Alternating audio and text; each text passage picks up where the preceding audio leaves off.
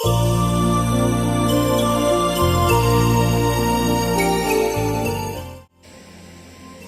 damai sejahtera bagi kita semua yang dikasihi Tuhan dan yang mengasihi Tuhan.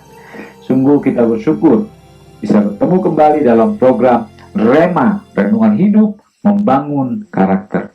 Saudara kasih Tuhan, pada saat ini kita masuk dalam seri yang ke-12 dari Kitab Mazmur pasal yang ke-9 ayat 12 sampai ayat yang ke-13. Mari kita baca terlebih dahulu, nanti kita akan sama-sama merenungkannya. Dikatakan di sana, bermazmurlah bagi Tuhan yang bersemayam di Sion. Beritakanlah perbuatannya di antara bangsa-bangsa. Sebab dia yang membalas penumpahan darah, ingat kepada orang yang tertindas. Tidak mereka tidak dilupakannya. Saudara kasih Tuhan, kita bersyukur bahwa pada saat ini kita akan merenungkan dari dua ayat ini tentang mazmur kepedulian. Ada banyak mazmur jenis mazmur yang disampaikan oleh Daud, tetapi kali ini adalah mazmur kepedulian. Bagaimana tadi di dalam nas itu dikatakan, sebab dia yang membalas penumpahan darah, ingat kepada orang yang tertindas. Nah, dia berbicara kepada orang lain yang sedang dia perhatikan. Lalu kemudian teriak mereka tidaklah dilupakannya. Teriak mereka tidaklah dilupakannya.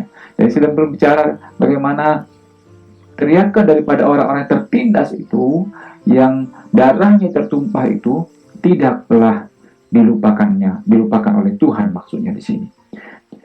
Saudara, mazmur kepedulian inilah yang akan menjadi tema kita pada saat ini, yaitu kepedulian terhadap orang lain. Nah, di dalam hal inilah kita akan sama-sama nanti akan membangun karakter kita, memiliki kepedulian terhadap orang lain. Bapak, Ibu, dan Saudara kasih Tuhan, tidaklah gampang untuk memiliki kepedulian terhadap orang lain. Apalagi di tengah-tengah keadaan kita saat ini sedang menghadapi pandemi COVID-19, di mana kita masing-masing diberikan kebijakan bahwa harus stay at home, berada di dalam rumah atau lingkungan masing-masing, tidak berkerumun dengan orang banyak. Memang sepertinya tidak gampang untuk melakukan kepedulian pada saat ini, tetapi justru disinilah terlihat betapa besarnya kepedulian kita. Karena kepedulian itu bukanlah sekedar kita berkumpul bersama-sama lalu itu namanya peduli. Karena kita bisa melihat, ya, ada orang yang bersama-sama berkumpul di meja makan, tetapi masing-masing saling melihat handphonenya. Lalu seakan bertumbuh yang bersama, tetapi pikirannya semuanya kepada orang-orang jauh di sana. Ada orang yang bersama-sama di satu ruangan, tetapi pada dasarnya hati mereka belum tentu, berpikiran mereka belum tentu bersama-sama di situ. Karena kadang-kala ada istilah yang jauh terasa dekat dan yang dekat terasa jauh, yaitu kita sama-sama badannya di satu ruangan, bersama berdekatan, berkumpul bersama, tetapi pikiran kita atau tangan kita sedang menyapa orang-orang yang sedang ada jauh di sana. Oleh karena itu, saudara, apakah bentuk kepedulian itu harus selalu bersama-sama? Tidak juga. Justru, kalau kita bisa pada saat ini, kita bisa memberikan hati kita, pikiran kita, kebijakan kita bahwa kita tidak harus bersama orang lain untuk kebaikannya, itu justru kepedulian terbaik. Saudara kasih Tuhan, ketika saya merenungkan kepada teman-teman ini dan melihat keadaan sekitar, lalu kemudian mengingat lagi ini bulan Mei, saya melihat ada satu rangkaian di sana seakan saling berkaitan. Di dalam nas tadi berbicara tentang ada penindasan, ada penumpahan darah. Lalu kemudian kalau kita mengingat bulan Mei di tahun 1998, maka sungguhlah tema ini sesuatu yang akan kita renungkan bersama-sama juga di tengah menghadapi hal-hal yang akan terjadi ke depan yang kita tidak tahu. Oleh karena itu Tuhan mengingatkan kita bahwa adalah baik untuk terus bijak melihat kebenaran firman Tuhan. Bapak, Ibu, dan saudara-saudari yang dikasihi Tuhan, kalau kita berbicara peristiwa di tahun 1998, maka cobalah kita mengingat lagi bahwa pada saat itu ada beberapa lagu rohani yang muncul yang bertemakan tentang kepedulian. Ya, kepedulian terhadap keadaan negara yang pada saat itu tidak sangat baik. Dan kita tahu, kita juga pada saat itu ya merasakan bagaimana kita bersama-sama berkumpul berdoa, berjuang bersama-sama di tengah-tengah keadaan seperti itu. Ada kegentaran di sana, tetapi lagu-lagu yang muncul pada saat itu memberikan kita penguatan-penguatan untuk sama-sama berjuang menghadapi semuanya. Ya, mungkin kita masih bisa mengingat lagu ini. Ini adalah cuplikan dari lagu yang ada pada saat tahun-tahun itu, di mana kita bersama-sama berdoa, datang bertemu kepada kita tadi, sangat baik sebagai bentuk kepedulian bersama. Kita bisa bersama-sama berdoa, diingatkan untuk bagaimana kita menyatakan bahwa kami datang kepada Tuhan, lalu kemudian kita merendahkan diri, memohon belas kasihan Tuhan, memohon anugerah Tuhan. Nah, itu masa-masa yang indah. Nah, tapi sadarkah kita, pernahkah kita berpikir bahwa lagu-lagu rohani seperti ini seakan sekarang jarang kita bisa dengar, bahwa ada lagi yang mengubahnya atau menciptakan lagu-lagu yang bertemakan kepedulian akan sesama, kepedulian akan bangsa, kepedulian akan keadaan orang-orang di sekitar kita. Saudara-saudara yang kasih Tuhan, bagaimana kita bisa melihat bagaimana perkembangan lagu yang ke arah personal, bukan lagi komunal, bagaimana di sana lebih banyak katakan aku atau saya, bukan lagi berkata kami atau kita, atau mereka, atau bangsa, atau keadaan kami, atau tolonglah kami. Bukan lagi seperti itu. Walaupun ada, mungkin tidak sebanyak waktu itu. Saudara-saudara, bukannya saya sedang berkata bahwa pujian atau mazmur personal itu tidak baik. Sungguh sangat baik. Ya, sungguh sangat baik. Namun pada saat ini, pemazmur sedang mengingatkan kita bersama-sama bahwa harus ada keseimbangan. Bagaimana kita ada punya relasi personal dengan Tuhan, tetapi juga ada relasi kebersamaan. Hal itu juga yang sebenarnya bukan hanya pemazmur mengingatkannya. Kalau kita mengingat doa, kalau kita mengingat lagi doa yang diajarkan oleh Tuhan Yesus Kristus, dia berkata, Bapa kami yang di surga, bukan hanya Bapakku, tetapi Bapa kami. Kata kami menyatakan bagaimana ketika kita menghadap Tuhan, kita hanya tidak melihat diri kita saja yang menghadap Tuhan, orang lain juga menghadap Tuhan. Ketika kita meminta kepada Tuhan, berikan kami makan secukupnya, maka kita bukan hanya mengingat makanan kita sendiri, tetapi orang lain juga butuh makan yang secukupnya. Berkenaan dengan hal seperti itulah juga pemazmur mengingatkan kita bahwa dia mengajak kita bermazmur, mengajak kita mengangkat puji-pujian, tetapi puji-pujian yang mengingatkan bagaimana kita ada peduli kepada orang lain, bahwa kita bukan hanya sendiri di muka bumi ini. Oleh karena itu, saudara kasih Tuhan, mari kita melihat lagi kebenaran firman Tuhan ini sebagai sebuah pengingat bagi kita bahwa untuk diri sendiri kita perlu berdoa, itu sangat perlu. Justru jangan sampai itu dikurangi, tetapi mari tambahkan dengan juga bagaimana kita bermazmur untuk kepedulian. Nah, sekali lagi saya tegaskan bahwa Bapak Ibu, bukanlah saya sedang berkata bahwa personal itu tidak baik. Sungguh baik, sangat baik. Mari kita lengkapi dengan juga pujian-pujian komunal, personal dan komunal. Bagaimana kita sama-sama merasakan pujian itu sesuatu yang membangun bersama, membawa jiwa bersama untuk memuji muliakan nama Tuhan, memberitakan kebaikan Tuhan. Bagaimana kita memberikan bentuk kepedulian kepada orang lain. Soal seperti itu dikatakan di dalam Mazmur tadi, bermazmurlah bagi Tuhan yang bersemayam di Sion, beritakanlah perbuatannya di antara bangsa-bangsa, sebab Dia yang membalas penumpahan darah. Ingat kepada orang tertindas, mereka tidak pernah dilupakannya. Kita tahu bahwa penulisnya adalah Raja Daud, maka seharusnya keadaan Raja Daud adalah keadaan yang lebih baik. Tetapi dia masih memperhatikan orang-orang yang susah. Seorang kasih Tuhan ini tidak gampang. Seorang pejabat, dulu mereka dipilih oleh rakyat. Ya. Kemudian apakah orang-orang masih memilihnya itu masih diperhatikan? Ya, seorang itu adalah sesuatu yang ada real di sekitar kita.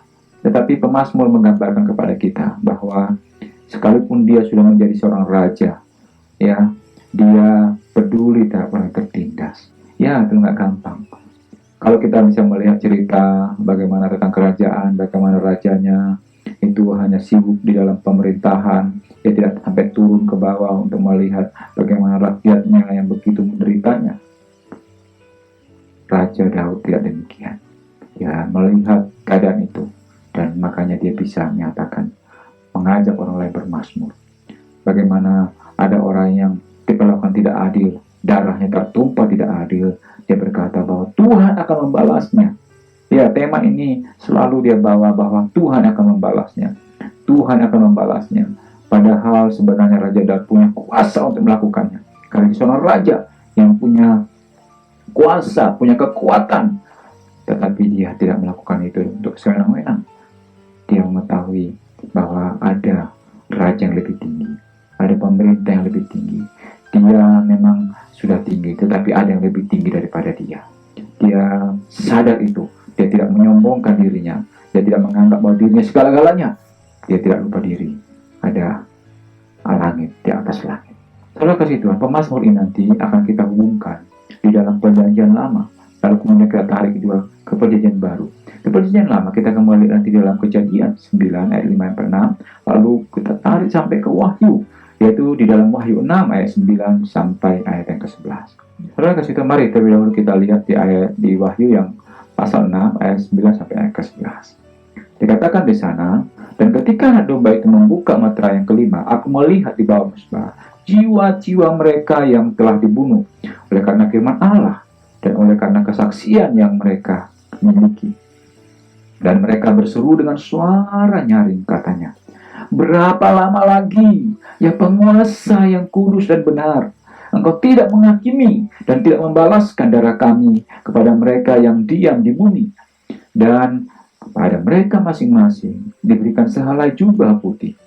Dan kepada mereka dikatakan bahwa mereka harus beristirahat sedikit waktu lagi, hingga genap jumlah kawan-kawan pelayan dan saudara-saudara mereka yang akan dibunuh sama seperti mereka. Saudara-saudara yang dikasihi Tuhan, sungguh indah ternyata kalau kita lihat nas ini bahwa orang-orang yang martir, orang-orang yang dibunuh, orang-orang yang tindas, yang darahnya tertumpah oleh karena kebenaran, oleh karena kesaksian mereka akan Tuhan Yesus Kristus, mereka sebenarnya ternyata diberikan istirahat. Wow, istirahat, bisa dikasihkan refreshing, ya. Bagaimana mereka bukan di tempat yang tidak baik, mereka refreshing di tempat surga yang mulia. Mereka merasakan indahnya bersama dengan Tuhan. Tetapi memang inilah kehidupan mereka. Walaupun mereka sudah berada di sana, ternyata dalam gambaran ini, ya, di dalam gambaran ini, bahwa darah mereka itu berteriak memohon pembalasan kepada Tuhan. Saudara kasih, ini memiliki dua hal yang harus kita pikirkan. Pertama, bahwa dunia bisa melihat orang-orang yang mengikut Tuhan yang kemudian mengalami penderitaan dan mengalami pembunuhan, martir. Memang secara manusia kita melihat mereka sangat menyedihkan mengalami. Tetapi kalau kita melihat dari firman Tuhan ini, ternyata mereka diberikan suatu tempat, suatu keadaan yang sungguh baik, bahwa mereka beristirahat. Ya, seperti kita yang sudah lelah bekerja seharian, ya, berpikir seharian. Coba rasakan bagaimana ketika merebahkan diri di atas tempat tidur, ya. Sungguh begitu enak ternyata kita bisa beristirahat. Saudara-saudara kasih Tuhan, saya juga sering begitu, ya. Ketika badan sudah lelah, pikiran begitu lelah juga, lalu saatnya akan tidur.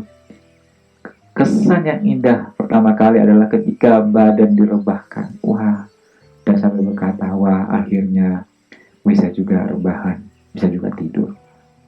Itu adalah sungguh suatu hal yang indah.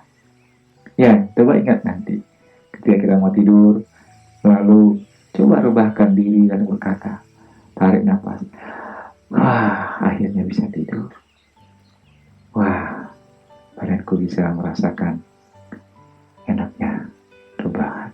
Ya, saudara kasih Tuhan, ya, inilah yang dialami oleh orang-orang yang sedang, orang-orang yang sebenarnya menurut kita, kacamata kita, mereka mengalami duka, tetapi ternyata mereka mengalami suka karena Tuhan tahu yang terbaik bagi mereka. Sekalipun fisik mereka dibunuh sekalipun raga mereka hilang, tetapi jiwa mereka yang sesungguhnya mengalami sukacita, mengalami damai bersama dengan Tuhan. Tetapi dengan damai itu, lihatlah, pembalasan itu masih terus disampaikan. Tuhan tidak lupa. Inilah yang harus kita juga waspada bagi orang-orang yang pernah juga melakukan hal-hal yang tidak berkenan. Apakah mungkin itu seperti dikatakan ini menumpahkan darah? Sadarilah, Tuhan tidak pernah lupa dan Tuhan akan membalasnya. Ya, itu yang dikatakan di dalam ini. Ada hal yang juga menghibur di sini. Ya. Yang ketiga adalah bahwa dikatakan beristirahatlah sedikit waktu lagi hingga genap jumlah kawan-kawan pelayan saudara-saudara mereka yang akan dibunuh. Saudara-saudara, di dalam ketiga ini juga ada sesuatu yang kita bisa melihat dari dua sisi. Ini sesuatu yang menakutkan.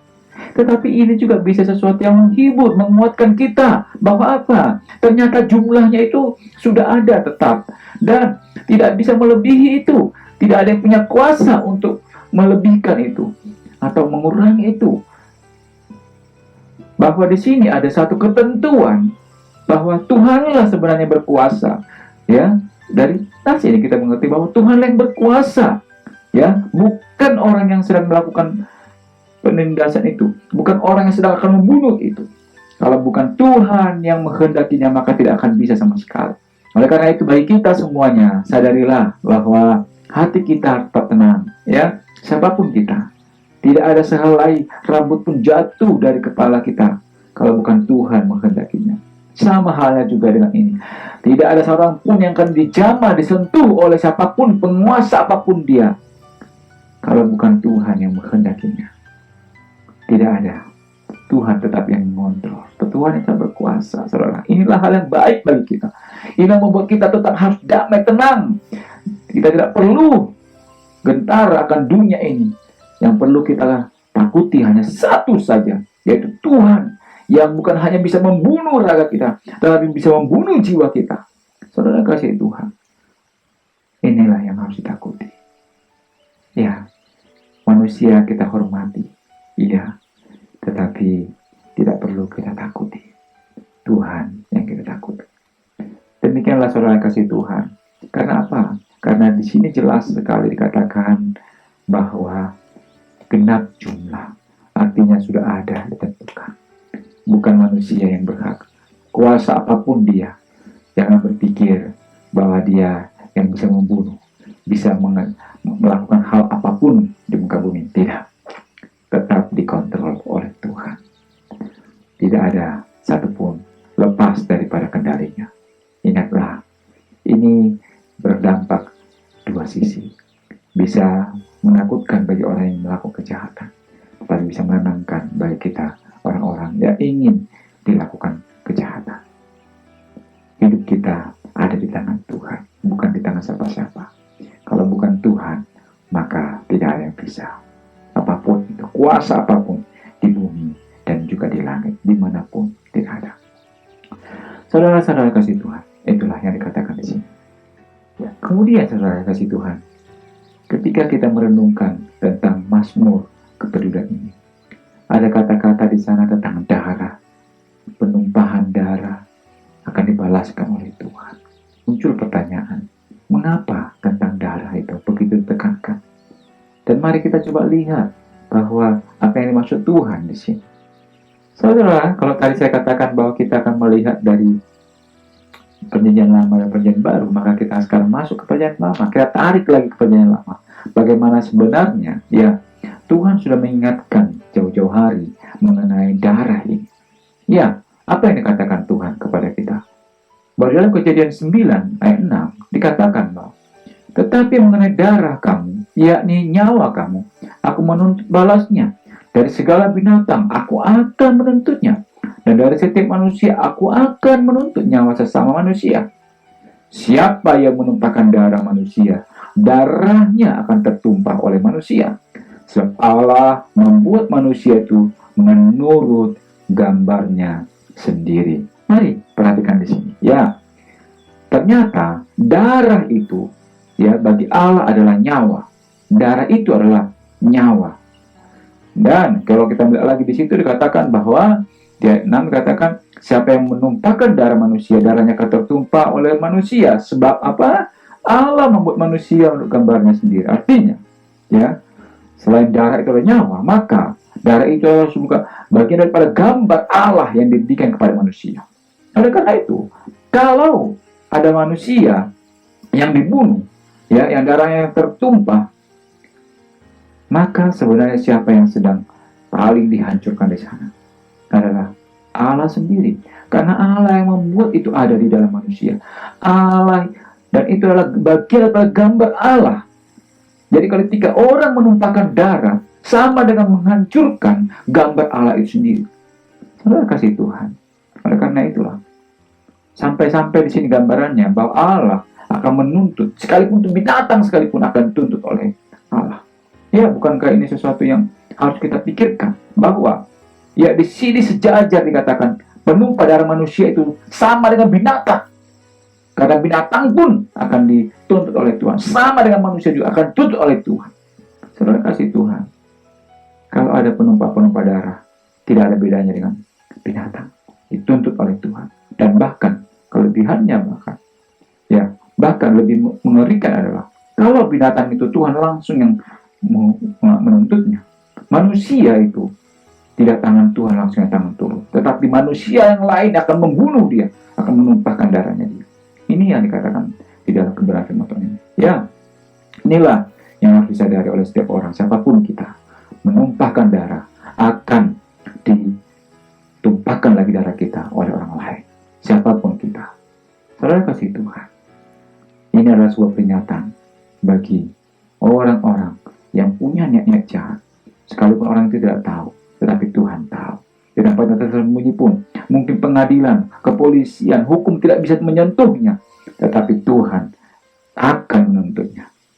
Perhatikanlah, sungguh waspadalah bahwa ini adalah sesuatu yang sangat penting untuk diperhatikan. Ya, Bapak Ibu terkasih Tuhan, perenungan kita tentang Mazmur kepedulian ini, tentang penumpahan darah ini, bertepatan juga dengan bulan Mei saat ini.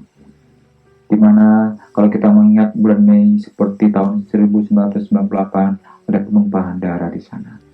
Ada dari mahasiswa, ada juga di sana penumpahan darah daripada orang-orang etnis tertentu, yang sampai bahkan sangat mengerikan, ada pemerkosaan di situ, penindasan yang sangat begitu mengerikan. Saudara-saudara, maka Tuhan tidak hadir pada saat itu. Tuhan hadir, Tuhan tahu. Dan mungkin ada orang-orang yang sampai sekarang belum tersentuh siapa pelakunya. Tuhan akan terus menuntutnya. Itu yang dikatakan di sini. Kalau keluarga-keluarga belum mendapatkan keadilan di muka bumi ini, di muka bumi Indonesia ini, dari pemerintahan ke pemerintahan, maka ingatlah hari ini Tuhan menyatakan bahwa Tuhan akan menuntut balasnya. Sebagai bentuk kepedulian, hanya ini yang bisa kami lakukan, hanya ini bisa saya lakukan, berdoa kepada Tuhan. Ya Tuhan, jadilah kehendak-Mu di bumi kami Indonesia ini. Janganlah kiranya kemarahan Tuhan, murka Tuhan yang datang, tetapi biarlah mereka yang melakukannya sadar diri. Saudara kasih Tuhan, saya menyatakan ini bukan karena sebuah kebencian, tetapi justru karena sebuah pengampunan yang sudah saya berikan kepada orang-orang yang pernah menindas, memperlakukan ketidakadilan juga terhadap diri saya. Bagaimana saya merenungkan ini, hati saya juga bergejolak, ya, karena pengalaman tragedi yang pernah menimpa saya di tahun-tahun 199 itu, bahwa saya pada saat itu kebenarnya keadaan kurang baik badan saya, lalu saya pergi ke dokter. Nah, sepulang dari dokter, saya beristirahat di asrama, karena saya tinggal di kampus, ada asramanya. Saya tidur karena memang diberikan obat untuk istirahat, ya.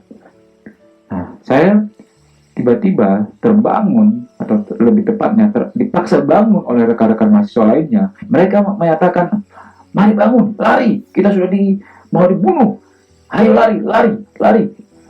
Ketika kami lari berusaha lari, Kami dikejar dari belakang oleh orang-orang yang berjubah putih, yang mereka membawa senjata tajam, dan mereka selalu berteriak-teriak, Allah maha besar bagi mereka. Allah mereka yang besar itu mereka teriak-teriakkan dengan mengejar kami, dengan mengatakan kafir, tikus, jangan lari, hai tikus-tikus jangan lari, kafir, kurang ajar, orang-orang yang harus dimusnahkan. Begitu kami terus dikejar, dan kami tidak bisa, akhirnya kami tidak bisa lari lagi karena di depan juga sudah ada mereka begitu banyaknya. Dan kami akhirnya ketika kami sudah ditangkap, lalu dikatakan berdiri, dan laki-laki perempuan dipisahkan. Kami dipisahkan, lalu ketika kami dipisahkan ternyata saya hanya berdua orang dengan kakak tingkat saya waktu itu. Ada saudara Nikanor, lalu kami dua laki-laki yang lebih dahulu disiksa. Dikatakan kepada saya, kamu ucapin 2 kalimat dari agama mereka. Saya waktu itu hanya diam saja. Saya berpikir mati-matilah begitu. Mulut saya seakan tertutup rapat. Lalu karena saya tidak mengeluarkan kata-kata, mereka sangat begitu marah. Mereka pukul saya dengan gagang senjata mereka. Lalu kepala saya begitu keras dipukul. Lalu kemudian saya terjatuh. Ketika saya terjatuh, lalu kemudian kakak tingkat saya, saudara Nikanor, yang ditarik, lalu disuruh juga dengan berita yang sama untuk mengucapkan 2 kalimat dari agama mereka. Tapi saya melihat bahwa kakak tingkat saya itu tidak mau mengatakan apa-apa. Lalu kemudian dia disuruh mengucapkan Allah Maha Besar versi mereka kemudian. Lalu saya tidak tahu lagi bagaimana ceritanya. Yang saya tahu adalah bahwa darah ada tercipat ke saya, dan saya mengatakan darah. Dan saya berkata, darah Yesus, lari begitu. Dan saya lari karena tidak ada yang memegang saya, karena mereka fokus kepada kakak tingkat saya itu. Dan saya lari begitu. Saya tidak tahu lagi mau kemana, pokoknya saya lari saja. Saya tidak punya, saya pokoknya lari saja begitu. Kaki saya yang tidak punya yang tidak ada sandal, yang tidak pakai sandal itu lari menginjak kaca-kaca sudah pecah begitu, dihancurkan oleh mereka dengan batu-batu. Dan saya lari saja ke gedung yang sudah terbakar begitu. Saya lari terus dan mereka kejar saya. Mereka katakan tikus lari, kafir lari. Saya terus lari dan saya lari pokoknya saya putari terus itu asrama karena saya tahu lokasi-lokasinya. Lalu saya masuk sembunyi sampai saya sembunyi di got di bawah daripada di bawah daripada kamar mandi. Begitu baunya. Tapi pada saat itu saya tidak memikirkan, saya masuk ke dalam. Dengan ketakutan saya masuk di got itu. Saya buat badan saya sejajar dengan got itu karena mereka datang. Mereka mengejar, katakan di mana tikus, di mana kafir itu. Dan mereka, saya lihat ada cahaya-cahaya yang berusaha mencari saya. Saya masuk, saya sembunyi di dalam air yang begitu kotor itu. Lalu saya udah mulai menggigil di situ. Ketika saya mulai menggigil, saya coba keluar, mengintip keluar. Lalu saya mendengar ada suara sirine polisi yang sudah mulai datang. Saya melihat dengan tenangnya mereka sudah mulai berjalan keluar dari ke komplek itu. Lalu saya kemudian keluar pelan-pelan dan saya lari meloncat pagar dan saya mencoba mengetuk rumah yang ada di situ untuk bersembunyi di dalamnya. Lalu saya ketuk terus, tidak ada suara. Lalu ketika saya bilang tolong saya, lalu kemudian orang itu tiba-tiba pintu terbuka dan tangan keluar menarik saya ke dalam. Di dalam itu gelap sekali. Dan ternyata di situ saya melihat ada banyak juga mahasiswa rekan-rekan saya. Kami semua di situ bersembunyi. Lampu dimatikan oleh pemilik rumah itu. Setelah berapa lama kemudian suara sirine polisi dan polisi juga sudah berkata, kami polisi. Lalu kami mulai keluar. Dan saudara-saudara kasih Tuhan, ketika saya kembali lagi karena saya waktu itu adalah bagian dari senat kemahasiswaan, saya dengan kepolisian yang melaporkan berapa mahasiswa, lalu berapa yang di mana saja, lalu kami coba mencari. Dan ketika saya kembali ke kompleks itu, saya melihat di sana sini ada darah, gedung yang sudah terbakar, hancur berantakan.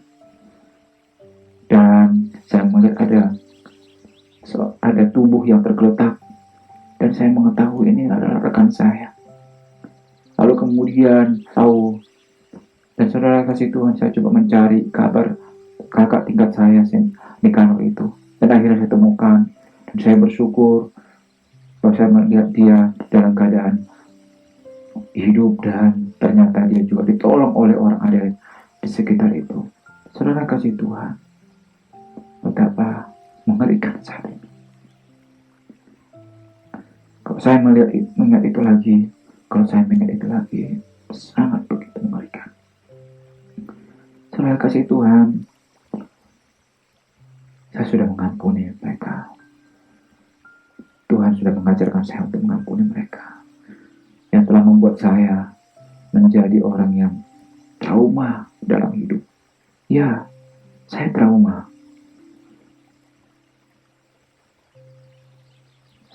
Saudara kasih Tuhan.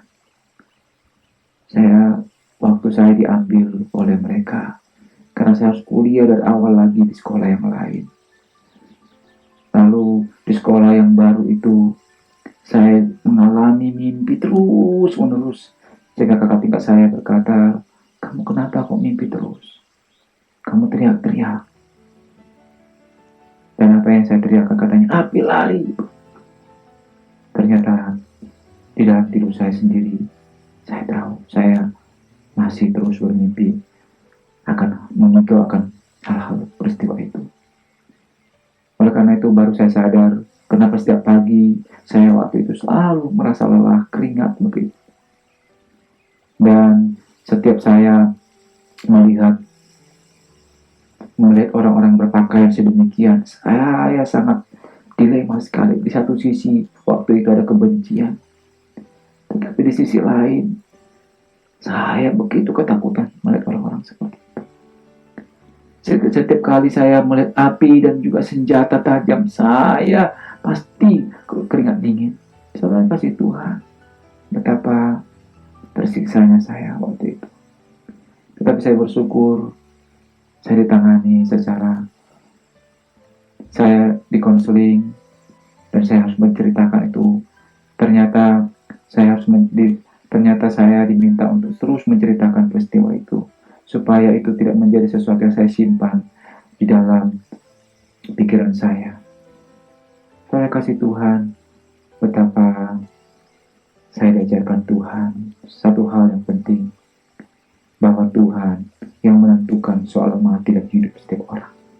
Jikalau Tuhan mengatakan belum waktunya untuk mati, maka tidak akan ada yang bisa mati.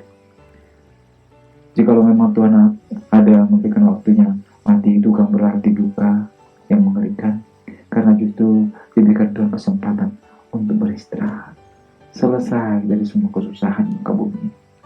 Dan bagi yang hidup itu berarti adalah untuk terus berkarya, melakukan sesuatu yang bisa memuliakan nama Tuhan di muka bumi ini. Saya kasih Tuhan, penumpahan darah itu yang terjadi bagi rekan-rekan saya. Saya teringat dengan kakak tingkat saya Sariman yang sudah meninggal. Ketika saya pergi kepada keluarganya ketika akan memakamkan, saya melihat betapa seorang ibu menangis terhadap anaknya. Ketika melihat anaknya meninggal, seorang ibu yang sebatang kara menangis terhadap anaknya yang dibunuh oleh orang-orang yang atas nama agama. Saudara kasih Tuhan, seorang ibu juga beragama, dan orang yang beragama itu juga punya ibu. Bagaimana perasaannya? Saudara, saya pikir itulah gambaran yang dirasakan oleh Allah ketika ada yang menumpahkan darah. Kita adalah manusia dalam tanda kutip adalah anak yang dilahirkan ke muka bumi oleh Allah. Saudara kasih Tuhan, sama seperti seorang ibu yang melahirkan kita ke muka bumi ini. Ketika darah kita tertumpah, bagaimana hati seorang ibu? Demikianlah hati Allah. Oleh karena itulah dia murka terhadap orang yang menumpahkan darah. Saudara kasih Tuhan, ibu daripada Sariman tidak punya kuasa untuk membalaskan Tetapi ada Allah yang Maha Kuasa yang membalaskannya. Saya tidak perlu tahu siapa yang melakukannya, tetapi Tuhan tahu. Saudara kasih Tuhan, bagaimana dengan kita, saudara? Bagaimana dengan kita? Tuhan mengasihimu satu persatu, mengasihi kita satu persatu. Nyawa kita berharga di baginya. Saudara kasih Tuhan, berbicara tentang darah. Darah adalah sesuatu yang penting, karena untuk menebus kita juga darah yang bertumpah, darah Tuhan Yesus Kristus. Oleh karena itulah, jangan sembarangan dengan darah. Siapa yang menumpahkan darah akan ditumpahkan juga darahnya. Itulah dikatakan firman Tuhan. Oleh karena itu, janganlah menindas orang lain, karena ada Tuhan pembelanya. Mau atas nama apapun kita, ada Tuhan pembelanya. Tidak ada Tuhan yang menyuruh untuk membunuh. Saudara kasih Tuhan, Tuhan menyuruh kita untuk mengasihi orang lain. Itu yang ada. Karena Tuhan yang samalah yang seharusnya menciptakan manusia. Masa Tuhan yang sama menyuruh untuk memusnahkan manusia? Tidak ada, saudara kasih Tuhan. Saudara yang kasih Tuhan, Tuhanlah pemilik muka bumi ini. Maka bagianlah yang mengatur semuanya, bukan kita yang mengaturnya. Hak Tuhanlah yang menentukan miliknya, karena kita pun miliknya. Orang lain pun milik Tuhan. Siapapun miliknya Tuhan. Tidak ada milik kita. Kita ini hanyalah manusia ciptaan. Oleh karena itu, saudara kasih Tuhan, mari sadarilah hal ini. Jikalau kita hendak melakukan sesuatu kepada orang lain, ingatlah hal ini. Atau jika ada orang ingin merencanakan kepada kami, orang-orang yang lemah ini, ingatlah, ada Tuhan kami yang kuat, Tuhan kami yang Maha Kuasa, Tuhan kami yang tidak pernah tinggal diam, walaupun sepertinya tidak langsung bertindak. Tetapi lihatlah, segala sesuatu yang terjadi di muka bumi ini tidak lepas daripada kehendak Tuhan. Lihatlah hati nuranimu, lihatlah keturunan-keturunanmu, lihatlah apa yang akan terjadi ke depan, itu pun adalah di dalam aturan Tuhan. Benarkah demikian? Mari kita bisa melihat bagaimana Tuhan pernah berkata di dalam Matius 23 ayat 34 sampai ayat 36. Dikatakan, sebab itu lihatlah, aku mengutus kepadamu nabi-nabi, orang-orang bijaksana dan ahli-ahli Taurat. Separuh di antara mereka akan kamu bunuh dan kamu salibkan. Yang lain akan kamu sesah di rumah-rumah ibadatmu, dan kamu aniaya dari kota ke kota, supaya kamu menanggung akibat penumpahan darah orang yang tidak bersalah, mulai dari Habel orang benar itu sampai kepada Zakaria anak Berekia, yang kamu bunuh di antara tempat kudus dan mesbah. Aku berkata kepadamu, sesungguhnya semuanya ini akan ditanggung angkatan ini. Saudara kasih Tuhan, coba lihat kata nas ini. Di nas ini katakan bahwa ada Habel di sana, lalu kemudian angkatan ini itu adalah suatu hal yang saya coba perhatikan nas ini. Ini berbicara tentang mulai dari Habel sampai kepada Tuhan Yesus datang ke muka bumi, datang ke dunia pada saat itu. Lihat, ini sesuatu jarak yang begitu lama. Ada yang menghitungnya sekitar 4.000 tahun lamanya. 4.000 tahun lamanya. Tuhan masih mengatakan bahwa apa? Sesungguhnya semuanya ini akan ditanggung angkatan ini. Saudara kasih Tuhan, ini sedang menegaskan bagaimana Tuhan tidak lupa, walaupun itu sekalipun itu adalah 4.000 tahun lamanya. Saudara kasih Tuhan, mungkin ada orang yang sedang menuntut keadilan sekian puluh tahun. Ya, betapa lamanya. Tetapi hari ini ada penghiburan bagi kita. Apa? Tuhan tetap akan menuntut sekalipun untuk 4.000 tahun lamanya. Saudara kasih Tuhan. Dan yang paling mengerikan adalah dikatakan angkatan ini yang akan menanggung. Bapak Ibu, kata-kata ini sungguh sangat menegaskan bahwa jangan sampai Tuhan akan terus menghukum angkatan demi angkatan.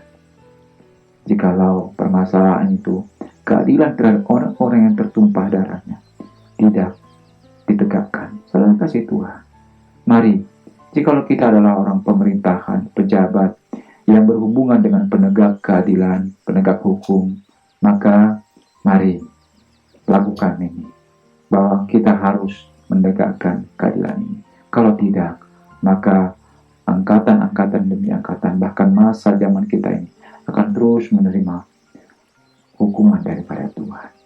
Saya tidak sedang menakut-nakuti kita. Saya sedang hanya menegaskan apa yang dikatakan Tuhan ini. Saya hanya utusan Tuhan untuk mengatakan ini, saudara kasih Tuhan. Bahwa Bahwa Tuhan tidak menghendaki ketidakadilan terus berlaku, sebab Tuhan sendiri akan menuntutnya. Lebih mengerikan saudara, jikalau jatuh kepada tangan Tuhan yang begitu berkuasa. Mukanya begitu mengerikan.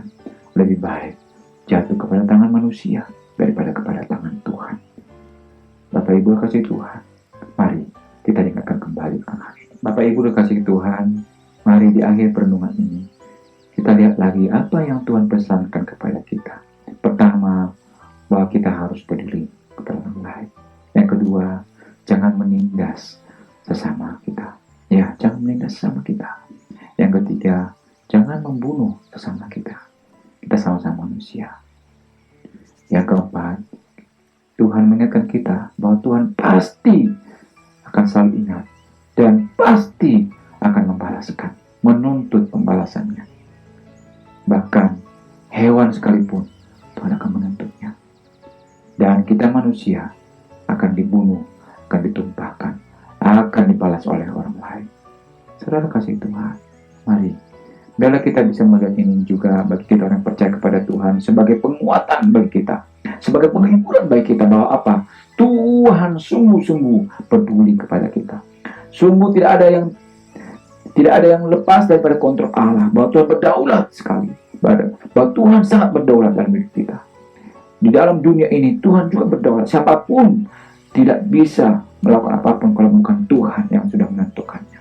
Saudara kasih Tuhan, biarlah hati kita rasa damai.